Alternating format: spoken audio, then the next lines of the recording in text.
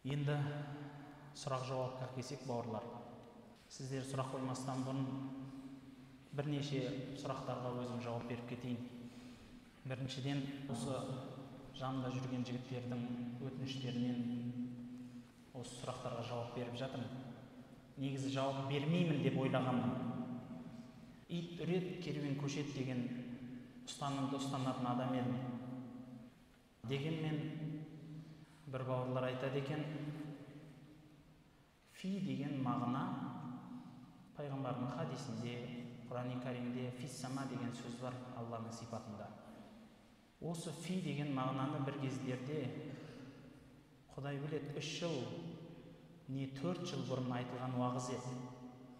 Сол жерде фи деген мағынаны түсіндіріп кеткенмін.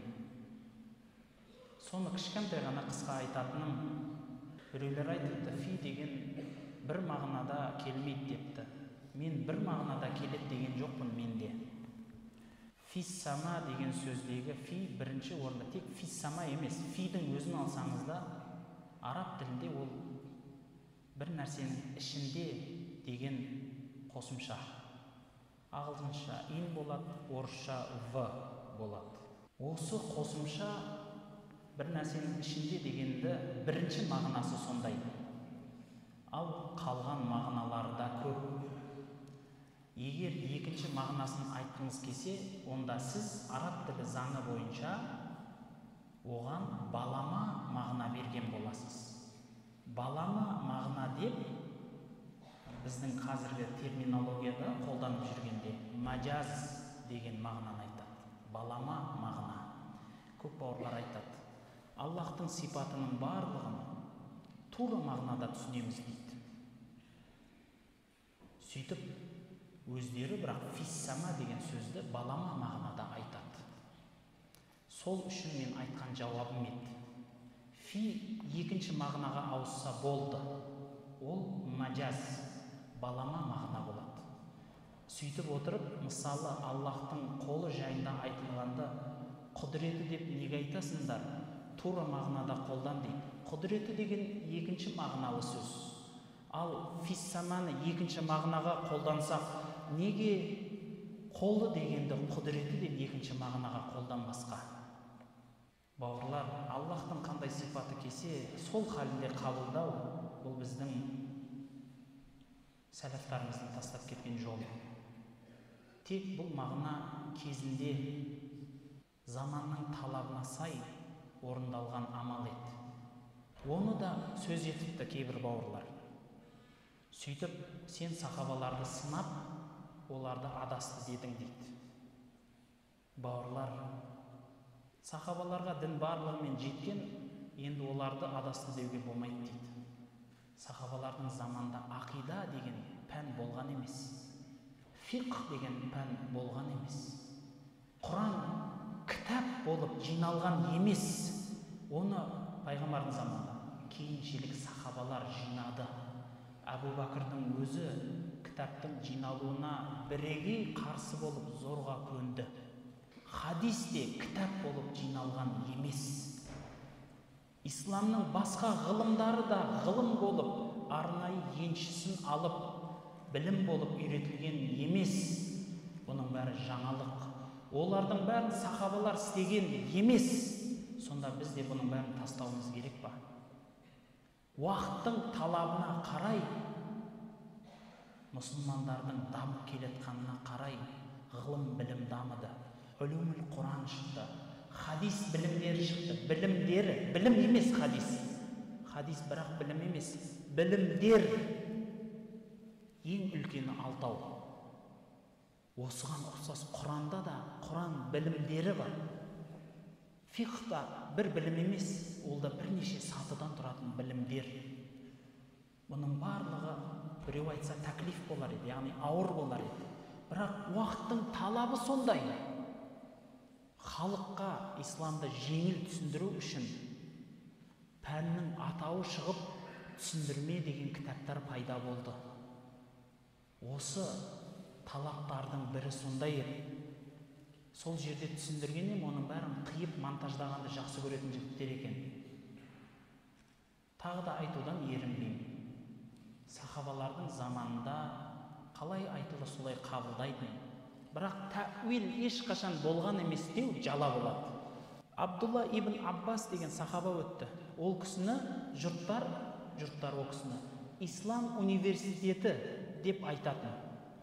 Оған дәлел, ол кісі өзінің үйінде тұрып жұртқа жауап береді екен сұрақтарына.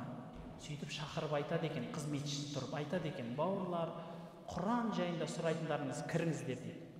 Тек Құран жайында сұрайтындар кіреді, сауалдарын қояды, жауабын береді. Кешіріңіздер, келесі бауырларға қиянат жасап уақыттарын алмаңыздар, болсаңыздар сіздер шығыңыздар деп бұл кісілерді шығарып, қызметшісі: енді намаз жайында сұрайтындарыңыз кіріңіздер, енді ораза жайында сұрайтындар, енді алды саттық жайында сұрайтындар. Осылайша сабақ берілетін. Осы кісі Тафсир Табарида көптеген Аллахтың сипаттарын балама мағынада қолданады.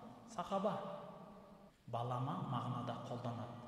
Осы қолдануды зерттеген ғалымдарымыз өмірде үлкен пайда тапты. Қалай? Заман өзгеріп, дін тек арапта емес, араб еместе де пайда болды. Арапта халық ретінде айтам, кітапхана деген нәрсе жоқтың қасет. Кітапхана деген бір үлкен бір жаңағы мәдени орталықтар деген нәрсе болмайтын араб жазирасында. Мұсылмандар кеп дамықты сол жерде, ислам кеп. Ал сол исламның жанында әлде қайда мәдениеті жоғары тұратын, арабтан мәдениеті жоғары тұратын, мұсылманнан емес, арабтан мәдениеті жоғары тұратын парсылар, Византия империялары болды. Оларда әлде қайда көп нәрсе дамыған еді. Солар дамыған білімдердің, ғылымдардың бірі философия ғылымы еді, грек философиясы. Осы философиялар дами келе, оларға уағыз жасалған кезде, олар оны біздің қарапайым сөзбен қабылдамады. Мысалы, тракторист адамға ауылдағы, сіз трактористшіге ұқсатып сөйлейсіз сөзді. Жердегі қидан, тракторден, өсіп тұрған гүлден мысал айтасыз. Қаладағы жүрген адамға сауда туралы, саясат туралы мысал айтасыз. Әркімге өзінің ақыл ойы қоршаған ортасына қарай уағыз айтылады. Бұл осындай әдіс. Бұл пайғамбардың әдісі еді. Ал енді халайық осы әдістің барысында бір халық келіп сізге дінді маған ғылыми түсіндіріп бер десе, мен сол заманды әдейі айтып келіп былай деген едім. Сахабалар осындай өздерінің араб мәдениетін ғана көріп келіп, басқа мәдениетпен жолыққаннан кейін өздерінің сөздік қорларының бары сол болғандықтан олардың мәдениетіне жетпеді дегенде қалай түсінесіз ба? 11-ші сыныптың баласы университет тәмамдаған магистрантпенен қалай сөйлеседі? Мен біреуді кемсіту мағынасында айтып отқан жоқпын. Білімнің адамның кругозоры дейді. Соның кеңдігін айтып отырмын. Сіз мысалы, мынау уағыз жасап жүргендер имамдардан сұраңыз. Университетте айтылатын сабақтарды мектепке барып айтпайсыз ғой. Жұма уағызында айтылған уағызды медресенің балаларына айтпайсыз. Әрқайсысына айтылатын орын бар, әрқайсысына айтылатын сөз бар. Оған дәлел пайғамбарымызда хадис бар. Ол хадисті Мұхаммад ибн Абдул-Вахаб та өзінің китабы Таухидында келтіреді. Бір күні бір сахаба пайғамбарымыз саллаллаху алейхи ва саллямның хадис айтады. Кім-де-кім ла иляха иллаллах Мұхаммад расулаллах десе, жәннатқа кіреді. Бұны Омар естіп алып айтады: басқаларға айтпа, жалқау болып сүйеніп қалады соған дейді. Осы сөздерді дәлел отырып айтамын.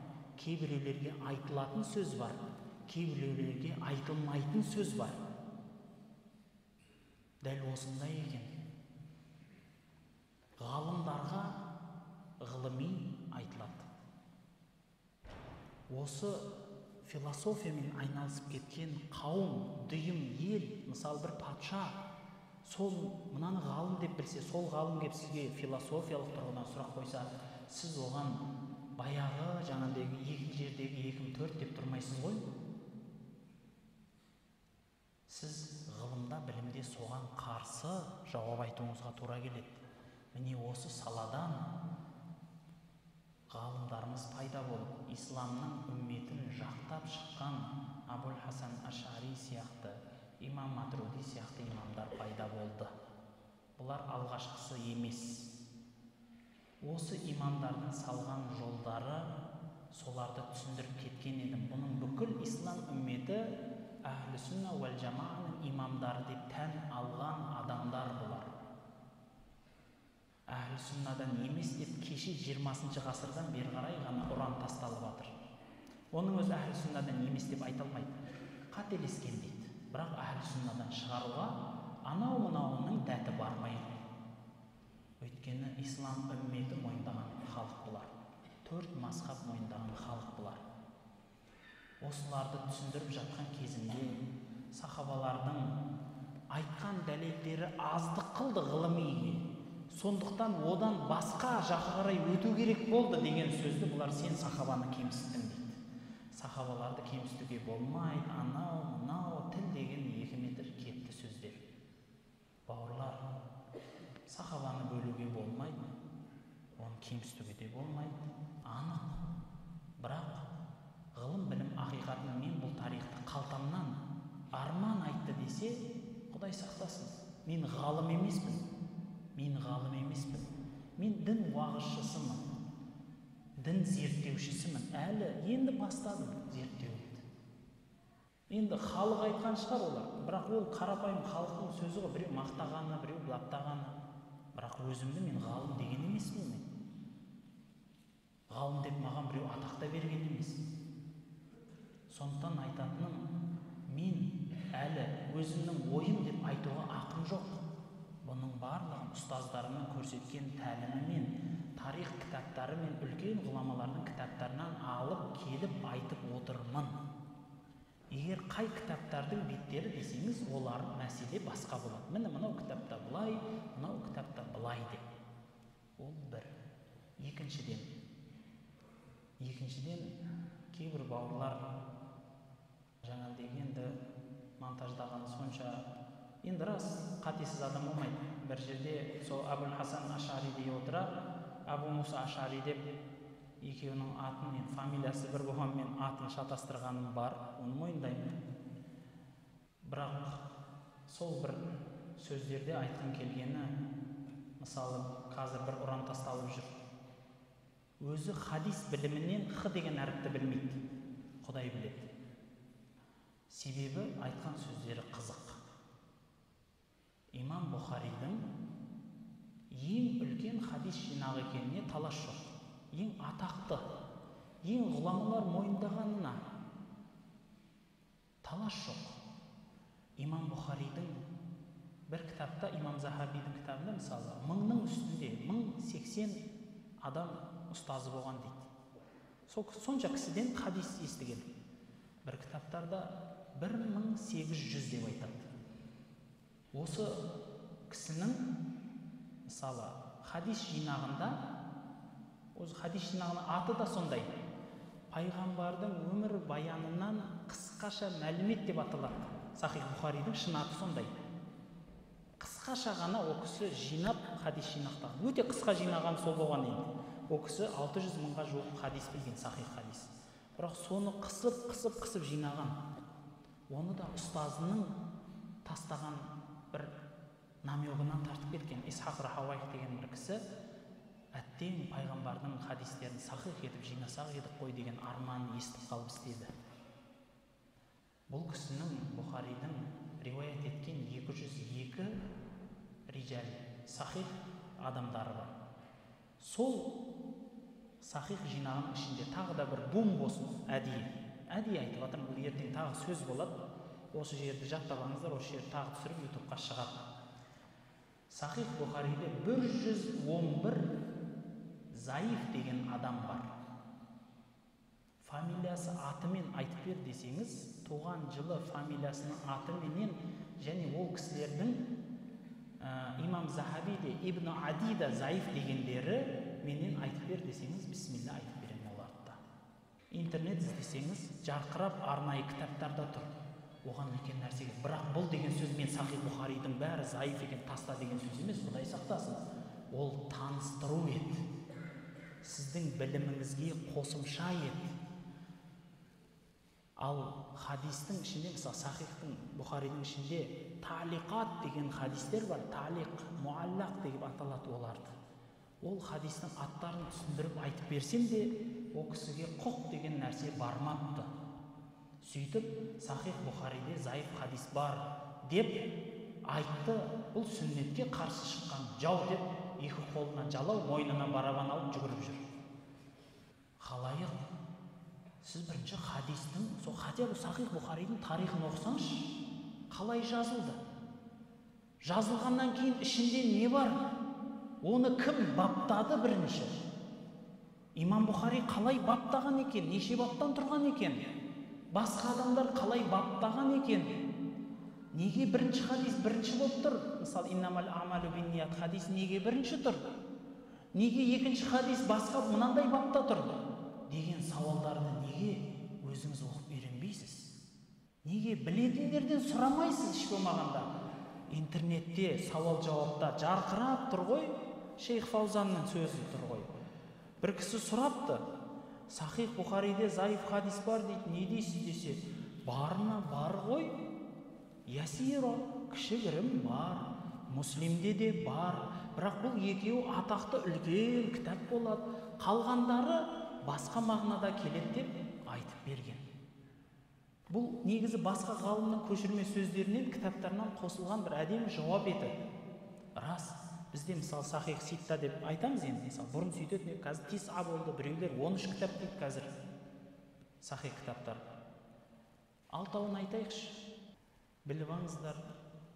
Сахих Бухари, Сахих Муслим міндетті түрде тек Сахих хадис жинақ етіліп жазылған кітаптар. Бұлар хадис білімін енді оқып атқан адамға өте жақсы кітаптар, өте қолайлы кітаптар. Үйренуге оңай, бапталған және қай хадис қалай тұрғанына шейін баяндалған. Бірақ одан кейінгі Тирмизи, Абу Дауд, Насаилер ондай емес.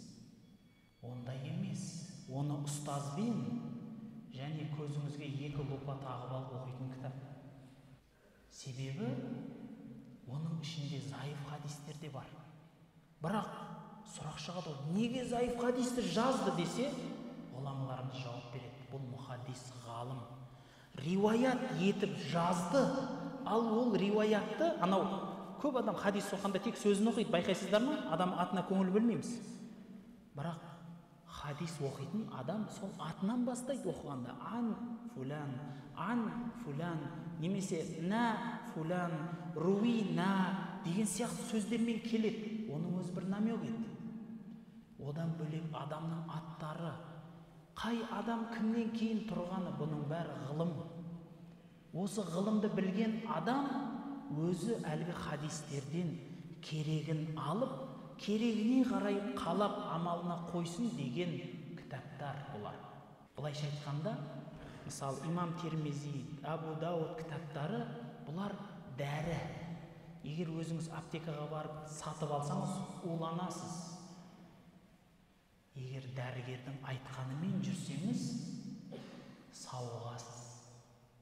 Оны бір дәрігерсіз ол орманға кірудің қажеті жоқ. Оқыңыз өзіңіздің дін байлығыңыз үшін. Оқыңыз, бірақ оны сөз таласқа, немесе біреуге апарып насихатқа егер мәнін сол хадисті жалпылап ала алмасаңыз, айтпай-ақ қойыңыз. Осындай тағы бір мәселе. Тағы бір сұрақтың бірі, негізінде оны айтпай-ақ қойын, енді оны бір арнайы уағыз дайындалып отырмын шапағат мәселесінде. Шапағат мәселесінде мен ол уағызды қазір бастап айтсам, дәлелдерін жақсылап, мысалы дәлелдеп уақыт керек, ол уақытымен айтсам неге айттың болады да ол. арнайы жаңағыдегі жігіттермен ақылдасып, бір ауыздан жаңағыдегі шешілетін мәселелер бар ішінде. Сол мәселелерден кейін иншалла бұл бетті де ашамыз. Яғни әруақтар қолдайды ма деген мәселені мен сол күйі сұрақ белгісі қылып қалдырамын. Сол күйі сұрақ белгісі қылып қалдырамын. Уақыт келеді, жауабын табасыз. Сауалдарыңызды бисмилля. Құрметті имам, мынау Аллах Тағала Али Имран сүресінің 139 аятында «Вәлә тахину, вәлә тахзану» деп басталатын аяттарда «Босамаңдар да қайғырмаңдар, егер мүмін болсаңдар, әлбетте үстем боласыңдар» дегенде бізге жігер беру мақсатында осындай бір айтылған аятты кеңірек ашығынан түсіндіріп берсеңіз. Екіншісі, «Қад афлахал муъминун» Мүъминун сүресінің құтылатын мұсылмандардың сипатын сипаттағанда зекет берушілерді айтып кетеді. Бұл меккелік сүре, меніңше жаңағы меккелік, ал зекеттің парыз болуы Мәдинеде парыз болмап еді. Осы сұраққа жауап берсеңіз. Енді бір 20 минуттай уақытымыз бар екен, бауырлар. Осындан ғой, енді әлде иншалла сұрақ жауап бола жатыр. Мұъмин адамның қадірі туралы әдемі сауал. Енді мен бұл аяттарға тәфсірін толығымен бүйтіп ашып көрмей жатып бір нәрсе айтқым келіп отқан жоқ. Бірақ сол жердегі еске түсірген нәрселерден сізге иншалла жауап берейін. Құран-ы Кәрімде тағы да басқа аяттарда Алла Тағала осы мұъмин мағынасын әдемілеп суреттеп, біз кәпірді мұъмин адамның үстіне ұстын етпейміз деп айтып кетеді.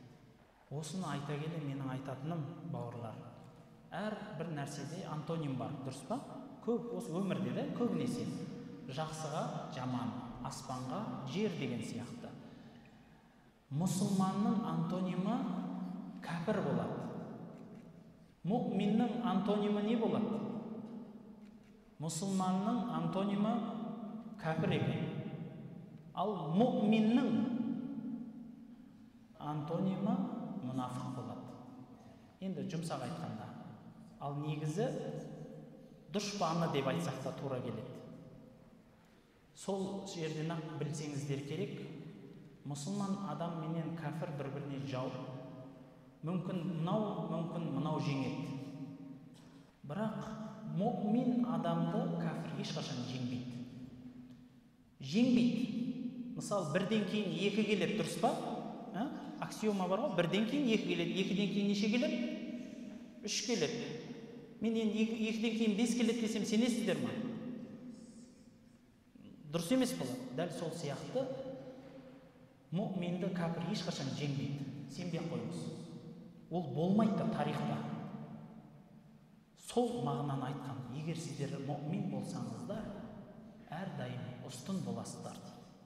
Мұъмин дегеніміз иманды шарқына жеткізген адамды айтады. Мұсылман дегеніміз бойсұнған адамды айтады. Яғни Аллахтың бұйрығын таныдым, білдім, жасап жатырмын деген адам бірінші орында мұсылман болады. Ал мұъмин адам ол мұсылманнан жоғарырақ тұрады. Енді екеуі де бір мағынада келетін жерлері бар, екеуі де ажырап келетін мағыналары бар. Дегенменен түсіндіру үшін айтқаным, әрбір мұъмин мұсылман, бірақ әрбір мұсылман мұъмин емес.